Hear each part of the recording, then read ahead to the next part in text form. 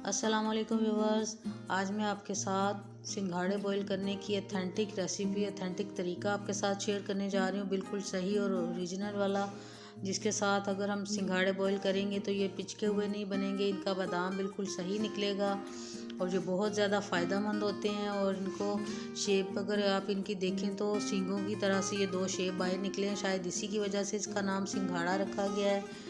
और ये बहुत ये झील में कीचड़ में उगते हैं, लेकिन इनके फ़ायदे बहुत ज़्यादा हैं, कैल्शियम से भरपूर। और जोड़ों और हड्डियों के दर्दों के लिए जो लोग इनको खाएं तो उनकी हड्डियों का दर्द बिल्कुल ख़त्म हो जाएगा, इतने ज़्यादा कैल्शियम से भरे हुए होते हैं। और आप इनको सीजनल में ज़रूर ट्राई कीजिएगा, क्योंकि ये बहुत थोड़े अरसे के लिए होते हैं, 1 महीना 1.5 महीना के लिए, उससे ज़्यादा नहीं होते।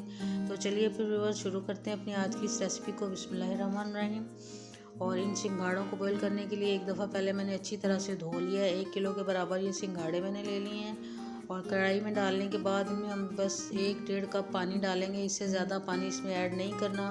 कुछ लोग इसकी स्किन को हार्ड देखते हुए बहुत ज़्यादा पानी डाल लेते हैं, जिसकी वजह से जब हम इसको बॉईल करते हैं तो वो बहुत ज़्यादा अंदर से उसकी जो गिरी है वो पिचक जाती है और फिर वो लेसली सी लगती है और वो सही तरह से निकलती नहीं है और उसकी मिठास भी बिल्कुल कम हो जाती है। तो आपके सामने ये जितना पानी मैंने डाला है उतना पानी ये डाल के हमने इसको 35 मिनट के लिए स्टीम करके बॉईल करना है। और इसको 35 मिनट हो गए चूल्हे के ऊपर रखे हुए। तो अब मैं इसका ढक्कन खोल के थोड़ी सी भाप उठा ली है, इसकी भाप निकल जाए तो एक आपको मैं चेक करके दिखाती हूँ कि ये कितने ज़बरदस्त गले हैं।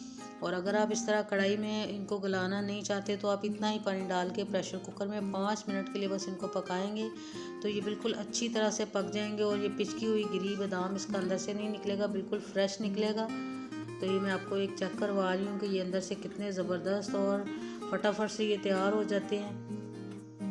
और ये देख रहे हैं आपके बिल्कुल साबुत इसका बादाम निकला है, बिल्कुल पिचका हुआ नहीं है, पिसा हुआ नहीं है। और इसी तरह ये थोड़े से ठंडे करने के बाद मैं आपको काट के दिखाती हूँ कि ये सारे ही बहुत ज़बरदस्त तैयार हुए हैं।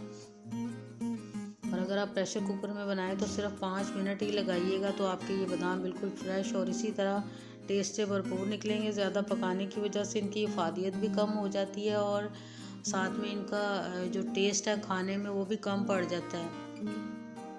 तो ये देख रहे हैं आपके कितनी आसानी के साथ इसके छिलके उतर रहे हैं। और इनको मैंने भाप के साथ ही स्टीम किया है पूरे 35 मिनट के लिए और हल्की आंच रखी है इनकी। और 1.5 कप से ज़्यादा पानी इसमें बिल्कुल नहीं डालना चाहिए, क्योंकि थोड़ा ज़्यादा पानी डालने से फिर फटाफट से ये गल जाते हैं और फिर अंदर से इनकी गिरी ख़राब हो जाती है। और ये सारे एक से एक बढ़कर कोई भी इतना ख़राब नहीं है, आपके सामने मैं सारे छील रही हूँ और पूरे का पूरा इसका बादाम निकल रहा है। और इसी तरह व्यूअर्स ये सारे मैं छील लूँगी और ये सारी बादाम की तरह इसकी गिरियाँ ज़बरदस्त सी और पूरी की पूरी आप देख सकते हैं, तोड़ के भी मैं दिखा रही हूँ एक।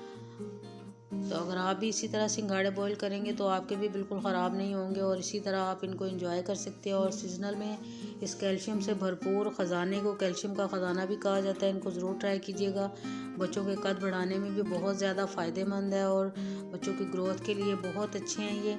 और ऊपर से थोड़ा सा चाट मसाला मैंने इसके ऊपर डाल दिया है। तो आप भी इस रेसिपी को ज़रूर ट्राई कीजिएगा, बहुत ज़बरदस्त रेसिपी है।